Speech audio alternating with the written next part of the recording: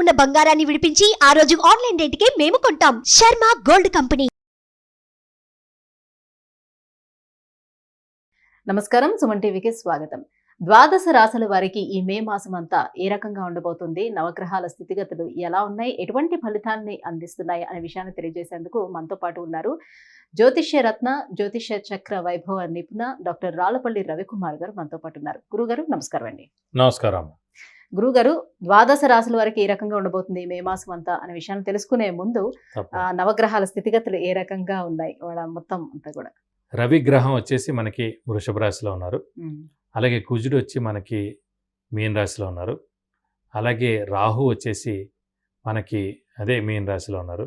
అలాగే గురువు వచ్చి మనకి 1 మే నుంచి గురువు మారుతున్నాడు కాబట్టి గురువు మనకి వృషభ రాశిలో ఉన్నారు. అలాగే శని స్వస్థానమైన కుంభరాశిలో ఉన్నారు.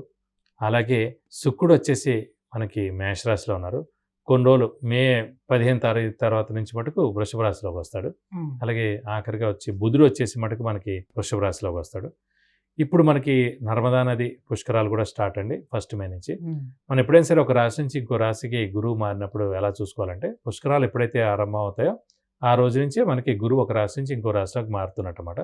బట్ 1 మే నుంచి మటుకు మనకి వృషభ రాశిలోకి గురువు ప్రవేశించాడు. ఈ సంవత్సర కాలం అంతా కూడా మనకి కేవలం ఒక సంవత్సర కాలం ఉంటాడు. సంవత్సర కాలం ఉంటుంది. అందుకే 12 రాసులు కాబట్టి 12 ఒక్కొక్క సంవత్సరం కలిపితే పుష్కర కాలం అంటారు మనం. సో అందుకే 12 సంవత్సరాలకి పుష్కరం అంటారు. గురుగారు, మీనరాశి వారికి మే నెల ఏ రకంగా ఉండబోతుంది? వీళ్ళకి కూడా శని నడుస్తుంది కాబట్టి ఏలినాటి శని నడుస్తుంది. అలాగే గురుబలం ఏ రకంగా ఉంది? రాహుకేతులు ఎలా సపోర్ట్ చేస్తున్నారు? మీన రాశి అనగానే మనకి పూర్వభాద్ర 4 పాదం, ఉత్తరాభాద్ర 1, 2, 3, 4 పాదాలు, రేవతి 1, 2, 3, 4 పాదాలు. ఈ నక్షత్రాల సమూహం వచ్చేసి మనకి మీన రాశిలోకి వచ్చింది.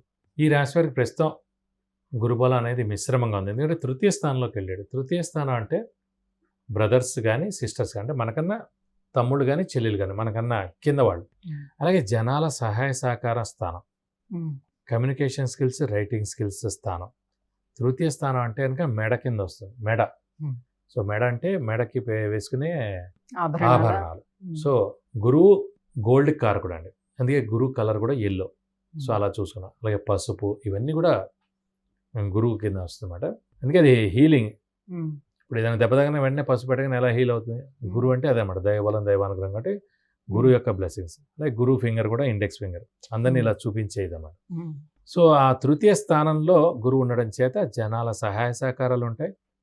బ్రదర్స్ కానీ సిస్టర్స్ కానీ, మనకన్నా తమ్ముడు కానీ చెల్లెలు కానీ, వాళ్ళ స్థితి బాగుంటుంది. కమ్యూనికేషన్ స్కిల్స్, రైటింగ్ స్కిల్స్ మెరుగుపడతాయి. బంగారం ఖచ్చితంగా కొంటారు ఈ సంవత్సరం అంతా కూడా. సో ఈ తృతీయ స్థానంలోకి గురువు ఉన్నాడు కాబట్టి అది పర్వాలేదండి, ఒక 50%. రాశిలోనే రాహు ఉండడం చేత విపరీతమైన స్ట్రెస్, స్ట్రెయిన్, మానసిక ఆందోళన. చెప్పగా ఇదివరకు కూడా మనం ఒక గ్రహణం వచ్చినప్పుడు, సూర్యగ్రహణం, రాహుకేతులు, రాహు కానీ కేతు ఎవరో ఒకళ్ళే అడ్డు ఉంటారు. సో అడ్డు వచ్చినప్పుడు అలాంటి సూర్యుడు కూడా ఫుల్గా క్లోజ్ అయిపోయి ఉంటారు. అలాగే మనలోని మంచితనం కానీ, హెల్పింగ్ నేచర్ కానీ, ఎలాంటి విషయాలు ఉన్నా కూడా అవతల వాడికి అది నెగిటివ్గా ఉండడం, ఆపోజిట్గా కనిపిస్తుంది. ఏంటి ఇదివరకు ఇలా ఉండేవాడు ఇప్పుడు ఇలా మారాడు, అదివరకు అలా మాట్లాడేవాడు ఇలా మారాడు, పెళ్ళైన తర్వాత మారిపోయాడు, ఇంకా ఏంటి ఇల్లు కొన్న తర్వాత మారిపోయాడు, ఉద్యోగం వచ్చిన తర్వాత మారిపోయాడు, బండి కొన్న తర్వాత నెగిటివ్ ఇంప్రెషన్ అనేది ఎక్కువ ఉంటుంది. ఎందుకంటే మనం ఛాయాగ్రహం అయిన రాహు మన మీద ఛాయ పెట్టేసి ఉందన్నమాట. సో మన నిజస్వరూపం బయటకు కనిపించదు గ్రహణంలాగా. గ్రహణం వీడిపోయినప్పుడు కనిపిస్తుంది. ఆ గ్రహణం నెక్స్ట్ ఏడాది ఏప్రిల్ తోటి ఈ రాహుకేతులు మారిపోతారు.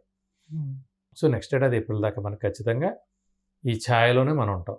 కాబట్టి ఈ ఏడాది కూడా మౌనంగా ఉండడం ఉత్తమం. ఈ రాహుకేతులు ఎఫెక్టే కాకుండా వ్యయ స్థానంలో శని ఉండడం చేత నిద్ర తక్కువ పట్టడం, శని ఖర్చు స్థానంలో విపరీతమైన ఖర్చు ఉండడం, అనవసరమైన ఖర్చులే 90% ఉంటాయి, అవసరమైన ఖర్చులు 10% ఉంటాయి. వేస్ట్కి బాగా, ఎందుకంటే పాపగ్రహం వ్యయ స్థానంలో ఉన్నాడు కాబట్టి అన్ని వేస్ట్ ఖర్చులే ఎక్కువగా ఉంటాయి. కాబట్టి అనుకోకుండా వచ్చి పడిపోతూ ఉంటాయి ఖర్చులు. చిన్న చిన్న అనారోగ్య సమస్యలు, ఇంట్లో పెద్దవాళ్ళు లేదంటే చిన్నపిల్లలకి అనారోగ్య సమస్యలు ఉండడం, ఏదో ఒక సమస్య మటు ఖచ్చితంగా 24 గంటలు ఒకటి ఉంటుందండి.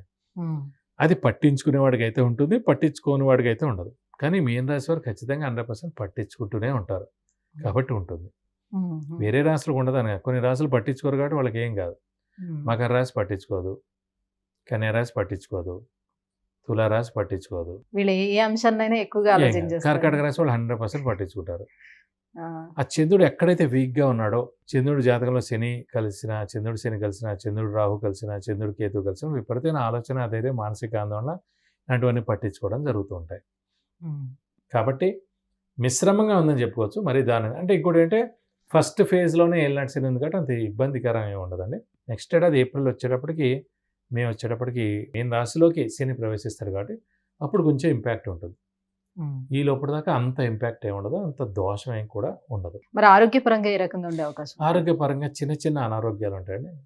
అదే పెద్ద హాస్పిటల్లో జాయిన్ అయ్యేది కానీ, సర్జరీ కానివ్వండి, మేజర్ అనారోగ్యాలు అయితే ఏమి ఉండవు. చిన్న చిన్న అనారోగ్యాలే ఉంటాయి. దాన్ని ఎక్కువగా పట్టించుకోవాల్సిన అవసరం లేదు. మరి ఆర్థికంగా ఎలా ఉండే అవకాశం ఉంటుంది? అంటే వ్యయంలో శని ఉన్నాడు, ఖర్చులు ఎక్కువ ఉంటాయి. మరి ఖర్చులు ఉంటాయంటే దానికి తగ్గట్టుగా ఆదాయం కూడా ఉండాలి కదా. ఆర్థికంగా మటుకు కొంచెం మిశ్రమంగా ఉంది. అప్పులు చేయాల్సి ఉంటుంది ఈ ఖర్చులన్నీ భరించడానికి. అప్పులు వాళ్ళ బెడద కూడా తప్పదు. షూరిటీస్ పెట్టకండి, స్పెక్యులేషన్ జోలికి వెళ్ళకండి, మధ్యవర్తిత్వం వహించకండి. సో ఆర్థికంగా మటుకు మిశ్రమంగా ఉంటుంది. సో డబ్బు ఖర్చే తగ్గించుకునేటట్టుగా మీరు ప్లాన్ చేసుకోండి. ప్లానింగ్ మటుకు అవసరం. మీన రాశి వారికి ఒక రాబోయే 2-3 ఏళ్ల దాకా ప్లానింగ్ లేకపోతే మటుకు అనవసరమైన అప్పుల పాలు అయ్యేందుకు అవకాశాలు ఎక్కువగా ఉన్నాయి. ఈ అప్పుల మూలాన్ని కూడా నిద్ర తక్కువ పడ్డం, ఈ నిద్ర తక్కువ పడ్డం మూలాన్ని అనారోగ్య సమస్యలు, కోపం, చికాకు పెరగడం, దీంతో భర్త మీద అరవడం, అంటే భర్త భార్య మీద అరవడం, పిల్లల మీద అరవడం, చిన్న చిన్న ప్రాబ్లమ్స్ అయ్యేందుకు అవకాశాలు ఎక్కువగా ఉన్నాయి. సో ఓవరాల్ గా మరి ఎటువంటి పరిహారాన్ని పాటించుకుంటే వీళ్ళకి కొంచెం ప్రస్తుతం పరిహారం మటుకు రాహుకి చేసుకుంటే చాలండి. మీన రాశి వారు శనికి అంత అవసరం లేదు. రాశిలో ఉన్న రాహు ఉన్నాడు. నెక్స్ట్ ఏడాది ఏప్రిల్కి రాహుకేతులు మారిపోతారు కాబట్టి రాహు అంటే అమ్మవారిని పూజిస్తే మంచిది. ప్రతిరోజు అమ్మవారి అష్టోత్తరం, ఏదైనా సరే అష్టోత్తరం చదువుకోవడం, అలాగే వీలైతే ప్రతి శుక్రవారం అమ్మవారి టెంపుల్కి వెళ్ళి 40 ప్రదక్షిణాలు చేసుకోవడం, లేదా ఇంకా కొంచెం ఉధృతంగా ఉందంటే మనకు రాహుకి 18,000 సార్లు జపం చేయించి మినపప్పు కేజీంపో దానం ఇస్తే అన్ని విధాల దోషాలు తొలగిపోయి మీకు అన్ని విధాలా బాగుంటుంది. గురుగారు, ఈ మీనరాశి వారికి ఎలా ఉండిపోతుంది, ఎలాంటి పరిహారాలను పాటించుకోవాలనే విషయం తెలియజేసినందుకు ధన్యవాదాలు. నమస్కారం. విద్య, ఉద్యోగం, వాహనం, వ్యాపారం, వివాహం, ఆరోగ్యం, ఆర్థికం, గృహం వీటన్నిటికీ సంబంధించిన విషయాలను తెలుసుకోవాలంటే కింద స్క్రోల్ అవుతున్న నెంబర్కి వాట్సాప్ మెసేజ్ చేసి గురువు గారి అపాయింట్మెంట్ ను పొందవచ్చు. సుమన్ టీవీలో మీ పర్సనల్ అండ్ బిజినెస్ ప్రమోషన్స్ కోసం కింది నెంబర్కి కాంటాక్ట్ చేయండి. సుమన్ టీవీలో మీ పర్సనల్ అండ్ బిజినెస్ ప్రమోషన్స్ కోసం కింది నెంబర్కి కాంటాక్ట్ చేయండి.